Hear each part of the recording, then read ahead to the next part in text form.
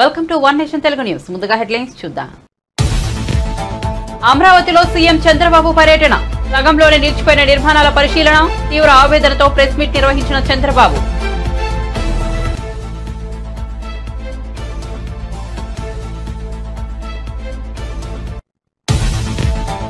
రేపటి నుంచి AP assembly సమావేశాలు. జూన్ 21, 22 తేదీల్లో సభ సమావేశాలు. ఈ 2 రోజుల్లో ఎమ్మెల్యేల ప్రమాణ స్వీకారం, స్పీకర్, డిప్యూటీ స్పీకర్ ఎన్నిక.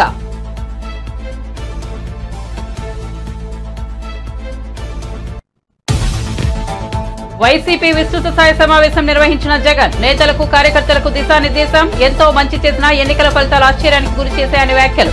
తెగును పాచికల మాదిరి ఎన్నికల ఫలితాలు వచ్చాయని వెల్లడి.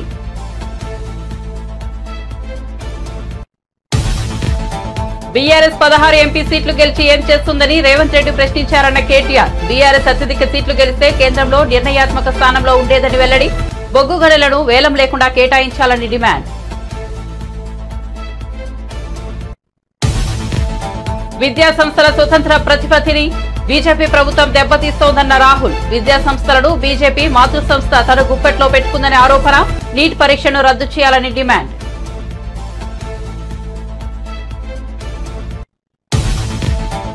సచివాలయంలో 4వ బ్లాక్ లో రామానాయుడు బాధ్యతల స్వీకరణ. పోలవరం ప్రాజెక్టును వైసీపీ ప్రభుత్వం 20 ఏళ్లు వెనక్కు నెట్టిందనే ఆరోపణ.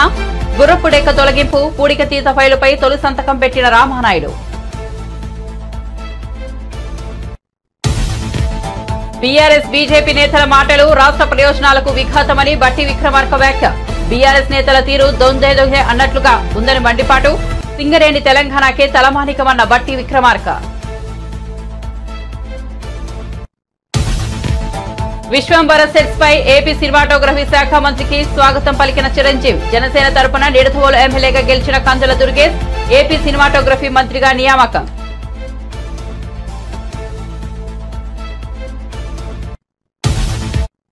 ఇక వార్త వివరాల్లోకి వెళ్తే ఏపీ ముఖ్యమంత్రి చంద్రబాబు అమరావతిలో శంకుస్థాపన జరిగిన ప్రాంతాన్ని, రాజధానిలో వివిధ నిర్మాణాలను పరిశీలించారు. అమరావతి రాజధాని శిలాఫలకం, seats action road, all India services అధికారుల గృహ సముదాయాలు, మంత్రులు, జడ్జిల గృహ సముదాయాలు, ఐకానిక్ నిర్మాణ సైట్లు, రాజధాని ప్రాంతంలోని ఇతర నిర్మాణాల స్థితిగతులను చంద్రబాబు పరిశీలించారు. అనంతరం మీడియా సమావేశం నిర్వహించారు.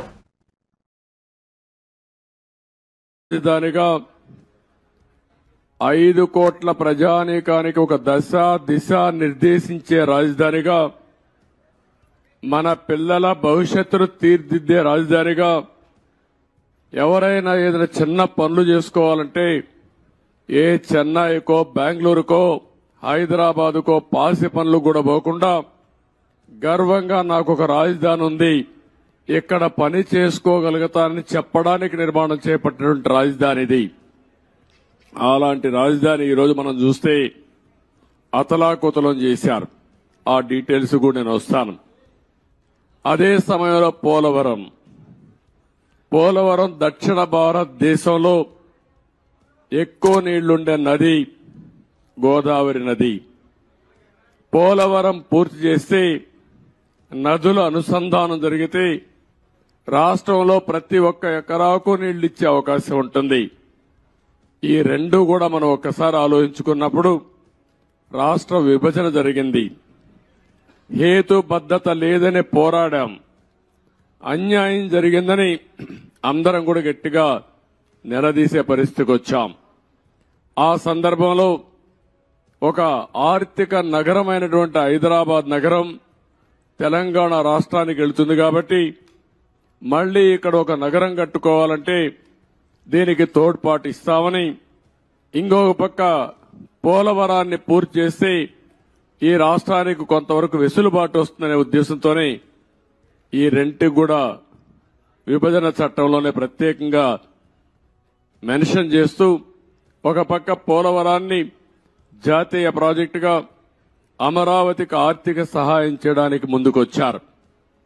అయితే ఈరోజు మనం చూస్తా ఉంటే 2 కూడా ఈరోజు రాష్ట్రంలో ఉండే 5 కోట్ల ప్రజలను ఓటే నేను కోరుతున్నా.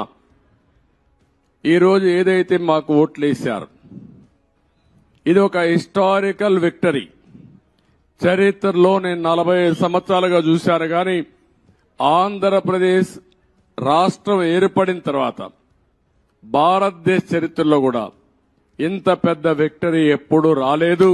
ఒక్క మాటలో చెప్పాలంటే వన్ సైడెడ్ గా ఇలాంటి ముఖ్యమంత్రి పనికి రాడు, ఇతను అవసరం లేదని తీర్పిచ్చి బ్రహ్మాండంగా ప్రజల ముందుకు వచ్చారు.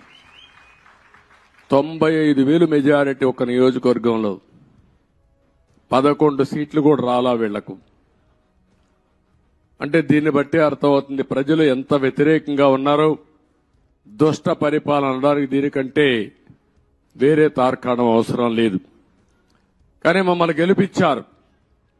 అంతటితోనే రాష్ట్రంలో ఉండే ప్రజల యొక్క బాధ్యత అయిపోలేదు. ఆ విషయం నేను గుర్తు చేయదలుచుకున్నాను. అనునిత్యం మీరు ఆలోచించాల్సిన అవసరం ఉంది. రాజకీయాలకు పనికిరాని వ్యక్తి, ముఖ్యమంత్రికి అర్హత లేని వ్యక్తి ఆ పదవి వస్తే ఏం చేస్తాడో 5 సంవత్సరాలు మనం చూశాం. ఈరోజు పోలవరం గాని అమరావతి గాని వ్యక్తిగత సంపద కాదు.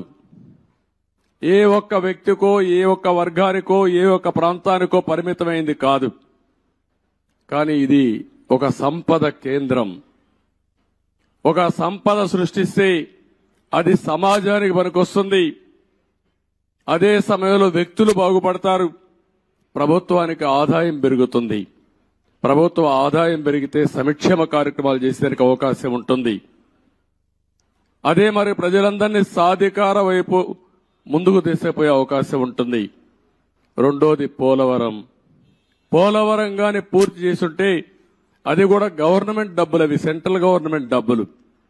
దాన్ని పూర్తి చేస్తే మనం గాని కొంత నదుల అనుసంధానం చేసుకుంటే రాష్ట్రంలో ప్రతి ఒక్క ఎకరాకు నీళ్లు ఇవ్వగలిగితే రాయలసీమ రాళ్లసీమ కాదు, రతనాల సీమగా తయారు చేసే అవకాశం వస్తుంది.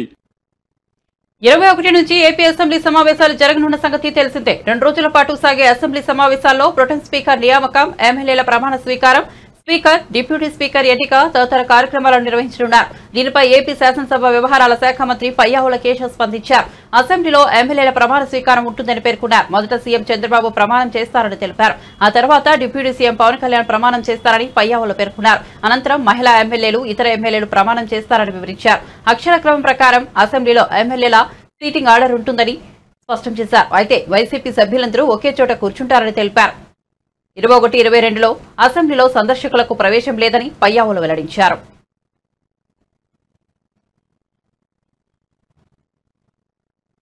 వైసీపీ అధినేత జగన్ పార్టీ విస్తృత స్థాయి సమావేశం నిర్వహించారు. నేతలకు, కార్యకర్తలకు దిశానిర్దేశం చేశారు. అనేక పథకాలు ఇచ్చాం, ఇంటింటికి సంక్షేమాన్ని అందించాం, అయినా ఓడిపోయాం. ప్రజలకు వివిధ రకాల లబ్ధి చేకూర్చిన తర్వాత వచ్చిన ఫలితాలు ఆశ్చర్యానికి గురిచేశాయన్నారు. ఈ ఫలితాలు శకుని మాయాపాచికలను గుర్తుకు తెచ్చాయన్నారు. ఈ ఎన్నికల ఫలితాలు శకుని మాయాపాచికల మాదిరిగా ఉన్నాయి, కానీ ఆధారాలు లేకుండా ఏం మాట్లాడగలమని జగన్ విచారం వ్యక్తం చేశారు. ఎన్నికల్లో ఓడిపోయామన్న భావనను మనసులోంచి తొలగించండి. న్యాయంగా, ధర్మంగా చూస్తే మనం ఓడిపోలేదు. ప్రతి ఇంట్లోనూ మనం చేసిన మంచి ఉంది. ప్రతి ఇంటికి మనం ధైర్యంగా వెళ్లగలమని జగన్ స్పష్టం చేశారు.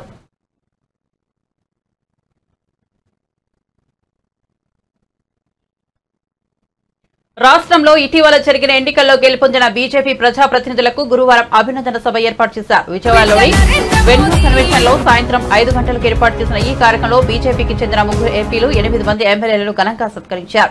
నరసాపురం నుంచి గెలుపొంది కేంద్ర మంత్రిగా ఇటీవల పదవి బాధ్యతలు స్వీకరించిన భూపతిరాజు శ్రీనివాసవర్మకు గన్నవరం విమానాశ్రయంలో ఘన స్వాగతం పలికి అక్కడి నుంచి అభినందన సభా వేదిక వరకు భారీ ర్యాలీ నిర్వహించారు.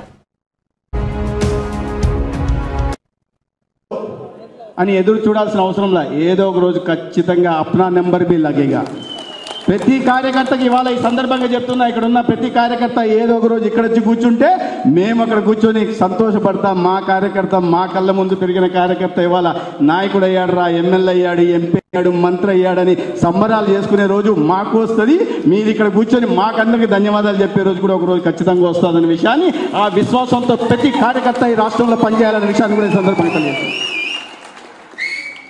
మిత్రులారా, ఏదో ఇవాళ మా గొప్పతనమో, నాకు శ్రీనివాసవర్మ గారికి కొమ్ములు వచ్చాయనో మమ్మల్ని మంత్రులుగా చేయాల. మాకన్నా అనుభవం కలిగిన నాయకులు చాలామంది ఎమ్మెల్యేలుగా ఉన్నారు. శ్రీనివాసవర్మ గారి కన్నా అనుభవం కలిగిన నాయకులు ఎంపీలుగా ఉన్నారు.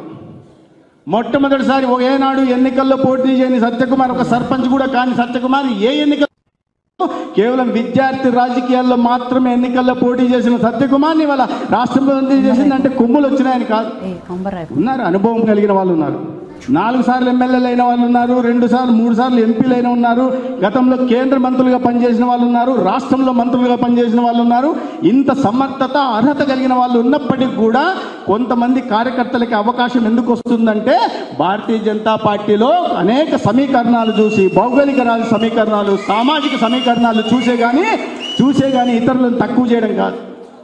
10 సీట్లు వస్తే, 6 పార్లమెంటు సీట్లు వస్తే ఇక్కడున్న వాళ్ళకి అవకాశం కాదు. రాష్ట్రంలో చాలా మంది అర్హత కలిగిన కార్యకర్తలు ఉన్నారు. కానీ కొంతమందికి అనేక విషయాలను పరిగణలోకి తీసుకోవడం వల్ల కొంతమందికి మాత్రమే అవకాశం కలిగింది.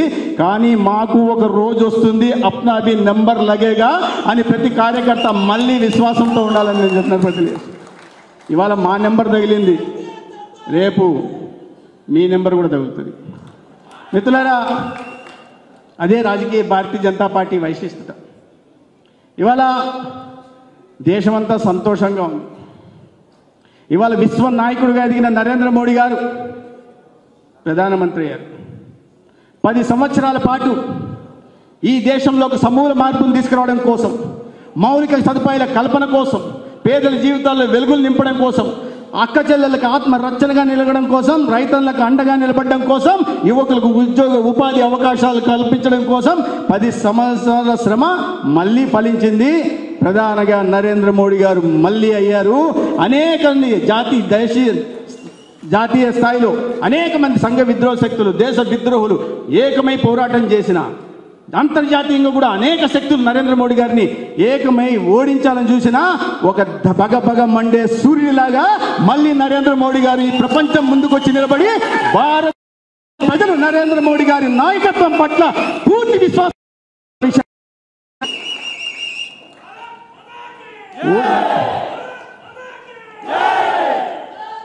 ప్రాభవం తగ్గిపోయింది, నరేంద్ర మోడీ గారి ప్రాభవం తగ్గిపోయింది, బీజేపీ ప్రాభవం తగ్గిపోయిందని కొంతమంది ప్రచారాలు చేస్తున్నారు. ఎన్ని అసత్య ప్రచారాలు చేసినా నరేంద్ర మోడీ గారి ప్రాభవం తగ్గల, బీజేపీకి ప్రజల పట్ల ఆదరణ కూడా తగ్గలేదనే విషయాన్ని గణాంకాలు చూస్తే మనకు అర్థమవుతాయి. 2019 లోక్సభ ఎన్నికల్లో భారతీయ జనతా పార్టీకి 37.3% ఓట్లు వస్తే ఈసారి 2024 ఎన్నికల్లో 36.5% ఎన్నికలు వచ్చి తేడా కేవలం 0.8% మాత్రమే.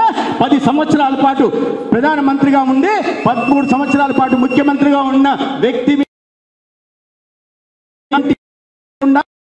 మళ్ళీ ఆశీర్వదిస్తున్నారంటే ఆ నాయకుడికి ఈ దేశం పట్ల ప్రజలు ఎటువంటి ఆదరణ చూపిస్తున్నారో, ఎంతటి ప్రేమను కురిపిస్తున్నారో, ఈ దేశాన్ని మార్చగలిగిన శక్తి, యుక్తి కలిగిన నాయకుడు ఒక్క నరేంద్ర మోడీ గారే ఉన్నారన్న విషయాన్ని ఈ దేశ ప్రజలందరూ చెప్తుంటే మనం ప్రత్యర్థులు మాత్రం చెప్తున్నారు.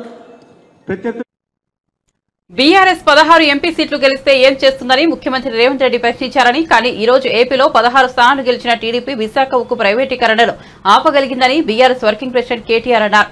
గురువారం ఆయన మీడియా సమావేశంలో మాట్లాడుతూ 16 ఎంపీ సీట్లు వస్తే కేంద్రంలో మనం నిర్ణయాత్మకంగా ఉంటామని కేసీఆర్ చెప్పారని గుర్తు చేశారు. ఈ రోజు బీఆర్ఎస్ కు లోక్సభ స్థానాలు వస్తే కేంద్రంలో నిర్ణయాత్మక స్థానంలో ఉండేవారమన్నారు. కానీ ప్రస్తుతం తెలంగాణలో బీజేపీకి 8, కాంగ్రెస్ కు 8 లోక్సభ స్థానాలు ఉన్నాయని గుర్తు చేశారు. బొగ్గు గనులను వేలం పెట్టవద్దని నాడు పీసీసీ అధ్యక్షుడు హోదాలో రేవంత్ రెడ్డి ప్రధాని మోదీకి లేఖ రాశారన్నారు. కానీ ఇప్పుడు బొగ్గు గనుల వేలంలో సింగరేణి పాల్గొనాలని కిషన్ రెడ్డి చెప్తే రేవంత్ రెడ్డి పాల్గొంటారని ఎందుకు చెబుతున్నారని ప్రశ్నించారు. వేలం లేకుండా సింగరేణికి గనులు కేటాయించాలని డిమాండ్ చేశారు. గతంలో ఒడిశాలో 2 గనులను నైవేలి లిగ్నైట్ కంపెనీకి, గుజరాత్లోని గనులను అక్కడి ప్రభుత్వ రంగ సంస్థలకు వేలం లేకుండా కేటాయించారని గుర్తు చేశారు. తమిళనాడులోనూ ప్రభుత్వ రంగ సంస్థలకు వేలం లేకుండా కేటాయించారన్నారు. సింగరేణి విషయం ఎక్కడా కూడా నిజానికి గనులు లేవు, ఐరన్ ఓర్ మైన్స్ లేవు. Nearest is Bailadila. ఇది మాకు కేటాయించండి, మేము బతుకుతాము, మేము పబ్లిక్ సెక్టర్ అండర్టేకింగ్, మా దాంట్లో రిజర్వేషన్లు ఉంటాయి, ఎస్సీ ఎస్టీ పిల్లలకు ఉద్యోగాలు వస్తాయి, పబ్లిక్ సెక్టర్ బలపడితే ప్రభుత్వం బలపడ్డట్టు, దేశం బలపడ్డట్టు, జాతి సంపద పెరిగినట్టు మాకు అలాట్ చేయండి అని నోరు నెత్తి బాదుకున్నా వాళ్ళకి అలాట్ చేయలే. ఆక్షన్లో పాల్గొనండి, తెచ్చుకోండి అని చెప్పిండ్రు. అల్టిమేట్గా ఏమైంది, దాంతో బయలదిల్లా పోయింది, ప్రైవేట్ రంగంలో ఉండే అదానికో బదానికో పోయింది. పోయినాక ఏమైంది, ఇవాళ వైజాగ్ స్టీల్ ప్లాంట్ నష్టాల్లో పడ్డది. నష్టాల్లో పడ్డానికి ఇవాళ ఏమంటున్నారు, నష్టాల్లో పడ్డది కాబట్టి ఇప్పుడు అమ్ముతున్నాం అంటున్నారు. అంటే ఇదంతా ఎందుకు చెప్తున్నా మీకంటే, రేపు సింగరేణి విషయంలో కూడా ఇదే రకమైన వ్యూహం అవలంబించడానికే ఉద్దేశపూర్వకంగా జరుగుతున్న కుట్ర ఇది. ఉద్దేశపూర్వకంగా సింగరేణికి కోల్ బ్లాక్స్ కేటాయించకుండా సింగరేణి కూడా వేలంలో పాల్గొనండి అని సన్నాయి నొక్కులు నొక్కే కిషన్ రెడ్డి కానీ, అదేవిధంగా ఇవాళ ఆయనకు వంత పాడుతున్న బీజేపీ కానీ ఒక మాట చెప్పాలి. ఏమైంది మరి రేవంత్ రెడ్డి గారి లేక? రేవంత్ రెడ్డి గారి వ్యతిరేకత ఎందుకు మాయమైంది? 2021 డిసెంబర్ 11 నాడు కోల్ బ్లాక్స్ కేటాయించండి సింగరేణికి అని డిమాండ్ చేసిన రేవంత్ రెడ్డి గారు పిసిసి ప్రెసిడెంట్గా ఇలా ఏం మారింది? ఎందుకు ముఖ్యమంత్రిగా మీరు ఆ వేలం పాటలో మేము పాల్గొంటాము అనే మాట చెప్తా ఉన్నారు? బీఆర్ఎస్ రక్షణ కవచం అని నేను ఊరికే అనడం లేదు. 9.5 ఏళ్ళు కేంద్ర ప్రభుత్వం మా మెడ మీద కత్తి పెట్టినా మేము ఈ బొగ్గు గనులు ఆక్షన్ కాకుండా చూసినాం, ఎవరు వేయకుండా చూసినాం. ఎందుకంటే ఇది జాతి సంపద. సింగరేణి బలపడితే సింగరేణి కార్మికులు లాభపడతారు, సింగరేణి బలపడితే మన రాష్ట్రానికి లాభం జరుగుతుంది. సింగరేణి పవర్ మనం మర్చిపోకూడదు. సింగరేణి పవర్ ఏంటంటే, సింగరేణి కార్మికులకు ఉండే సంఘటిత శక్తి పవర్ ఏంటంటే, ఆనాడు తెలంగాణ ఉద్యమంలో 36 రోజుల పాటు సకల జనుల సమ్మెలో సింగరేణి కార్మికులు జంగు సైరన్ ఊదితే దక్షిణ భారతదేశం మొత్తం గాఢాంధకారంలోకి పోయే పరిస్థితి ఆనాడు వచ్చిన విషయాన్ని నేను మీకు గుర్తు చేస్తా ఉన్నా. ఆనాడు కిరణ్ కుమార్ రెడ్డి గారు ముఖ్యమంత్రి, ఆయన పిలిచి బతిమలాడిన మమ్మల్ని అందరినీ, మీరు దయచేసి ఒప్పించండి, మీ బొగ్గుగని సంఘాన్ని ఒప్పియండి, దయచేసి వాళ్ళని విరమింపజేయండి, అదేవిధంగా మిగతా సంఘాలతో కూడా మాట్లాడదాం, తెలంగాణ విషయానికి దీనికి ఏం సంబంధం, వాళ్ళని దయచేసి ఒప్పించండి అని చెప్పి వారు ఆనాడు రిక్వెస్ట్ చేసినారు. ఇప్పుడు కూడా నేను అనేది అదే, ఎట్లయితే వైజాగ్ స్టీల్ ప్లాంట్ను ఖతం చేసినరో, ఎట్లయితే క్యాప్టివ్ మైన్ ఇవ్వకుండా ఖతం చేసినరో, అదే ప్రయత్నం ఈరోజు కాంగ్రెస్ బీజేపీ కలిసి చేస్తూ ఉన్నాయి. ఇది తెలంగాణ ప్రజలు అర్థం చేసుకోవాలా. కాంగ్రెస్ ఆనాడు మీరు ఆలోచించండి, మళ్ళీ చెప్తా ఉన్నాను, 16 ఎంపీలతో ఏమవుతుంది అన్నారు. ఇలా 16 ఎంపీలతోని వైజాగ్ స్టీల్ ప్లాంట్ ప్రైవేటీకరణ ఆగింది. కానీ అదే 16 ఎంపీలు 8 పంచి బ్రహ్మాండంగా కాంగ్రెస్కు బీజేపీకి ఇస్తే వాళ్ళు కూడా సింగరేణిని అట్లే నిట్ట నిలువున ఇవాళ నిలువు దోపిడీకి శ్రీకారం చుడతా ఉన్నారు. మనకు క్యాప్టివ్ మైన్స్ ఇవ్వడం లేదు అంటేనే గుజరాత్లో ఇచ్చి ఏపీఎస్ఆర్టీసీని ప్రభుత్వంలో విలీనం చేయడానికి సిద్ధంగా ఉన్నామని రాష్ట్ర రవాణా శాఖ మంత్రి రాంప్రసాద్ రెడ్డి తెలిపారు. ఈ విషయంపై ప్రభుత్వ పెద్దలు అధికారులతో చర్చించి కార్మికులు సంస్థ మనుగడకు అనుగుణంగా నిర్ణయం తీసుకుంటామన్నారు. మంత్రి రాంప్రసాద్ రెడ్డి గురువారం విజయవాడ బస్టాండ్లో తనిఖీలు నిర్వహించారు. ఆర్టీసీ ప్రయాణికుల సమస్యలు అడిగి తెలుసుకున్నారు. ఈ సందర్భంగా ఆయన మీడియాతో మాట్లాడారు.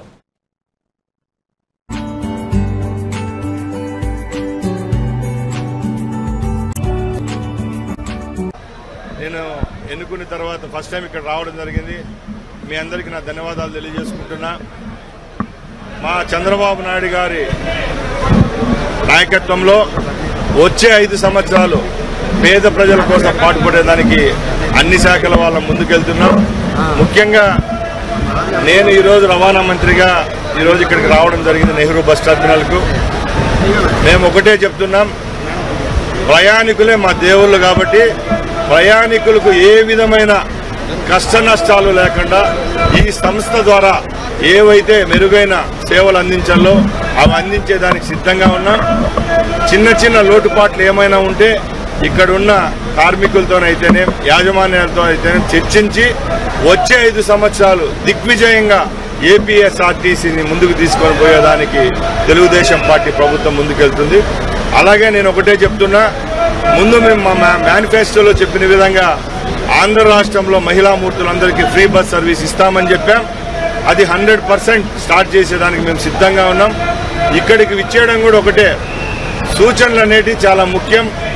లక్షలాది మంది ఏపీఎస్ఆర్టీసీ బస్సుల్లో ప్రయాణించే సోదరుమణులు ఉన్నారు కాబట్టి వాళ్ళందరి దగ్గర సూచనలు తీసుకొని మనం ఇంప్లిమెంట్ చేయబోయే కార్యక్రమాన్ని దిగ్విజయంగా 5 సంవత్సరాల పాటు ఉండాలి కాబట్టి ఏ విధమైన లొసుగులు లేకుండా ముందుకెళ్తాం. మీ అందరికీ తెలుసండి, 2019లో జగన్మోహన్ రెడ్డి గద్దెనెక్కేదానికి ఇలాంటి హామీలు చాలా ఇచ్చినాడు. దానిలో ఏపీఎస్ఆర్టీసీ విలీనం కూడా ఒకటి. ఇక్కడ ఉన్న కార్మిక సోదరులు మీ అందరికీ తెలుసు కాబట్టి ఈరోజు ఏపీఎస్ఆర్టీసీ పరిస్థితి ఎలాగుందంటే, జీతాలు ఇచ్చేది ఆంధ్ర రాష్ట్ర ప్రభుత్వము, ఇక్కడ ఉండే సంస్థ నడుపుతా ఉండేది వచ్చి ఒక కార్పొరేషన్ నడుపుతా ఉంది. వాళ్లకు స్వేచ్ఛాయుతంగా ఏదో ఒక దాంట్లో పెట్టడంతో వాళ్ళు మానసికంగా బాగుంటారు, అలాగే వాళ్ళ సంస్థ మనుగడ కూడా బాగుంటుంది. కాబట్టి పూర్తిగా 100% ఏపీఎస్ఆర్టీసీని ఈ ప్రభుత్వంలోకి విలీనం చేసుకునేదానికి సిద్ధంగా ఉంది. అందరితో చర్చించి, పెద్దలు ఉన్నారు, రిటైర్డ్ ఎంప్లాయీస్ ఉంటారు, ఐఏఎస్ ఆఫీసర్లు ఉంటారు, ఐపీఎస్లు ఉంటారు, అందరితో చర్చించి రాబోయే కాలంలో ప్రభుత్వం ఏ విధమైన చర్యలు తీసుకుంటే ఏపీఎస్ఆర్టీసీ సంస్థ అలాగే కార్మికుల యొక్క మనుగడ బాగుంటుందో ఆ చర్యలు తీసుకునేదానికి ఈ తెలుగుదేశం పార్టీ ప్రభుత్వం సిద్ధంగా ఉంది. రష్యా ఉక్రెయిన్ యుద్ధాన్ని ప్రధాని మోదీ ఆపారని చెబుతుంటారని కానీ పేపర్ లీకేజీని మాత్రం ఆపలేకపోతున్నారని కాంగ్రెస్ పార్టీ అగ్రనేత రాహుల్ గాంధీ ఎద్దేవా చేశారు. విద్యా సంస్థల స్వతంత్ర ప్రతిపత్తిని బీజేపీ ప్రభుత్వం దెబ్బతీస్తోందని ఆరోపించారు. గురువారం ఆయన మాట్లాడుతూ పరీక్షల లీకేజీని కేంద్ర ప్రభుత్వం ఆపలేకపోతోందన్నారు. విద్యా సంస్థలకు బీజేపీ మాతృ సంస్థ తన గుప్పెట్లో పెట్టుకుంటోందని ఆరోపించారు. ఇప్పటికే ఒక పరీక్షను క్యాన్సిల్ చేశారని ఇక నీట్ పై పరీక్షను ఏ నిర్ణయం తీసుకుంటారో తెలియడం లేదన్నారు. ప్రభుత్వం తీరుతో విద్యార్థుల భవిష్యత్తు గందరగోళంగా తయారైందని మండిపడ్డారు. పరీక్షల నిర్వహణలో వ్యవస్థాపరమైన లోపాలు కనిపిస్తున్నాయన్నారు. చేయని తప్పులకు విద్యార్థులు శిక్షణ అడుగుతుందని ఆవేదన వ్యక్తం చేశారు. వ్యవస్థలను కబ్జా చేయడం జాతి విద్రోహ చర్య అని పేర్కొన్నారు. हजारों युवाओं ने कंप्लेन की थी कि हिंदुस्तान में नॉन स्टॉप पेपर लीक होते हैं और आज आप सबको मालूम है कि NEET paper and UGC NET के जो पेपर्स हैं वो लीक हुए हैं और एक कैंसिल भी हुआ है. कहा जा रहा था कि नरेंद्र मोदी जी ने यूक्रेन की लड़ाई रोक दी थी. मतलब एक ऑर्डर देके जो रूस और यूक्रेन के बीच में लड़ाई चल रही थी उसको रोक दिया था, ब्रेक लगा दी थी. इजराइल और गाजा के बीच में जो लड़ाई चल रही थी उसको भी नरेंद्र मोदी जी ने रोक दिया था. मगर किसी ना किसी कारण जो हिंदुस्तान में पेपर लीक हो रहे हैं उसको नरेंद्र मोदी रोक नहीं पा रहे हैं या रोकना नहीं चाहते हैं. नुकसान स्टूडेंट्स का होता है. जो हिंदुस्तान के स्टूडेंट्स हैं, मैं जानता हूं कि आप इन एग्जाम्स के लिए महीनों सालों काम करते हो. ये आपका फ्यूचर है और आपके फ्यूचर से खिलवाड़ किया जा रहा है. मध्य प्रदेश में व्यापम हुआ और अब उस व्यापम को नरेंद्र मोदी जी और उनकी सरकार पूरे देश में फैलाने का काम कर रही है. मैं इंस्टीट्यूशनल कैप्चर की बात करता हूं, मीडिया की बात करी, अलग अलग हिंदुस्तान के जो संस्थाएं हैं उनकी बात की. यही एजुकेशन इंस्टीट्यूशंस में हो रहा है. पेपर लीक का कारण है कि सारे के सारे वाइस चांसलर्स, एजुकेशन सिस्टम को बीजेपी के लोगों ने, उनके पेरेंट ऑर्गेनाइजेशन ने कैप्चर कर रखा है.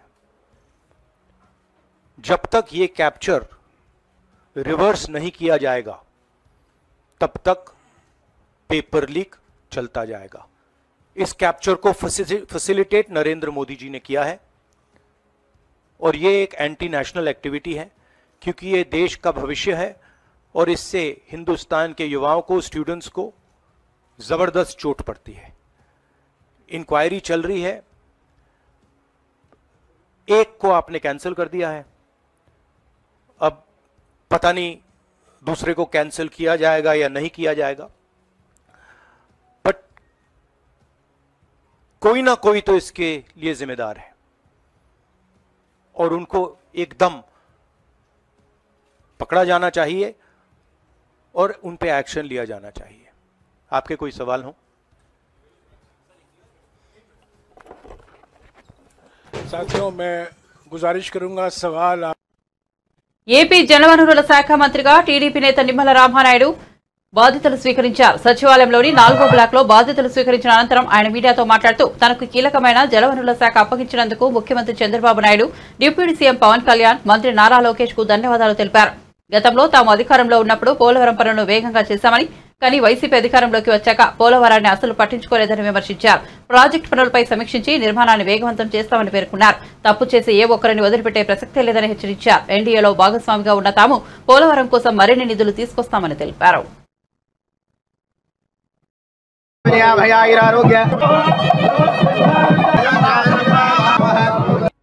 నిమ్మల రామానాయుడు.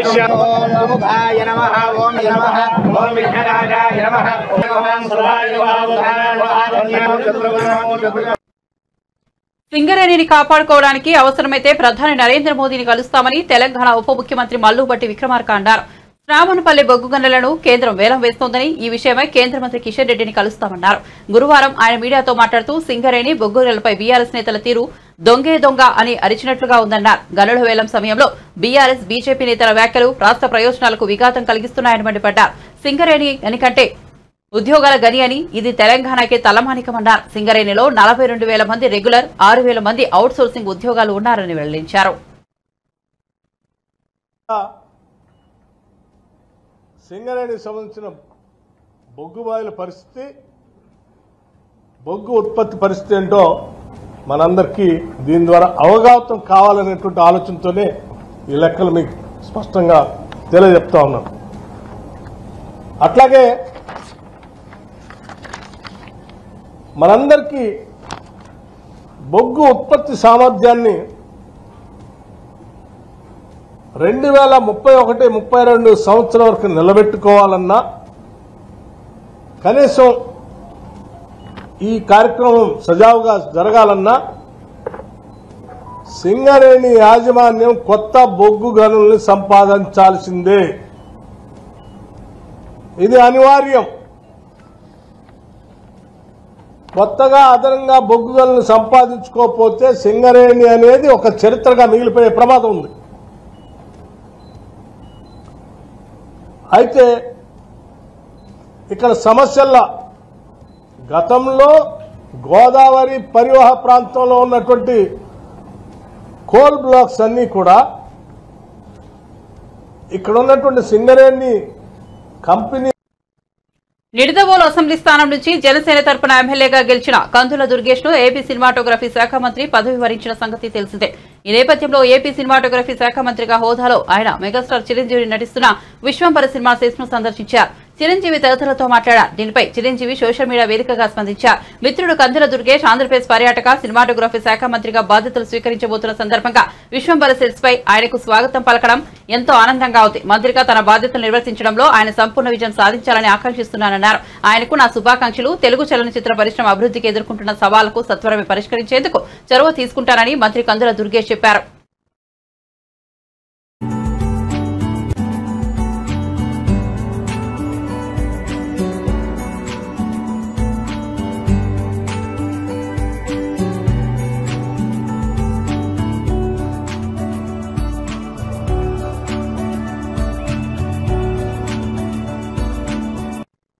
బులెటిన్ ముగించే ముందు హెడ్లైన్స్ మరోసారి చూద్దాం. అమరావతిలో సీఎం చంద్రబాబు పర్యటన, సగంలోనే నిలిచిపోయిన నిర్మాణాల పరిశీలన, తీవ్ర ఆవేదనతో ప్రెస్ మీట్ నిర్వహించిన చంద్రబాబు.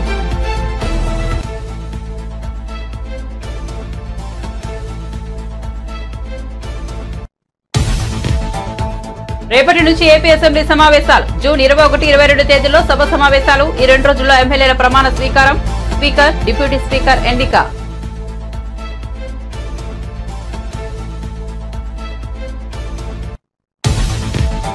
వైసీపీ విస్తృత స్థాయి సమావేశం నిర్వహించిన జగన్, నేతలకు కార్యకర్తలకు దిశానిర్దేశం. ఎంతో మంది చేసినా ఎన్నికల ఫలితాలు ఆశ్చర్యానికి గురి చేశాయని వ్యాఖ్యలు. తెగులు పాచికల మాదిరి ఎన్నికల ఫలితాలు వచ్చాయని వెల్లడి.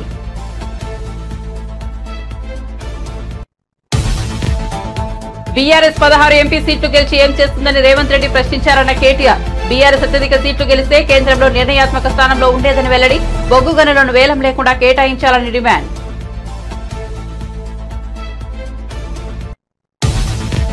విద్యాసంస్థల స్వతంత్ర ప్రతిపత్తిని బీజేపీ ప్రభుత్వం దెబ్బతీస్తోందన్న రాహుల్. విద్యాసంస్థలను బీజేపీ మాతృ సంస్థ తన గుప్పట్లో పెట్టుకుందనే ఆరోపణ. నీట్ పరీక్షను రద్దు చేయాలని డిమాండ్.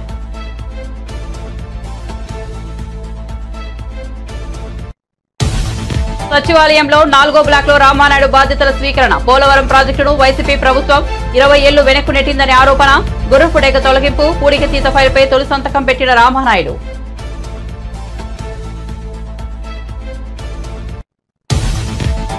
బీఆర్ఎస్ బీజేపీ నేతల మాటలు రాష్ట్ర ప్రయోజనాలకు విఘాతమని బట్టి విక్రమార్క వ్యాఖ్య. బీఆర్ఎస్ నేతల తీరు దొంగే దొంగ అన్నట్లుగా ఉందని మండిపాటు. సింగరేణి తెలంగాణకే తలమానికమన్న బట్టి విక్రమార్క.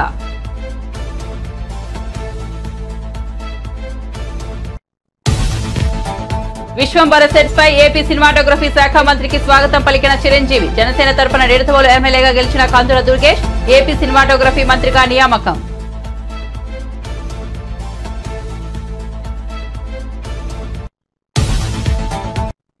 మరిన్ని అప్డేట్స్ కోసం చూస్తూనే ఉండండి వన్ నేషన్ తెలుగు న్యూస్.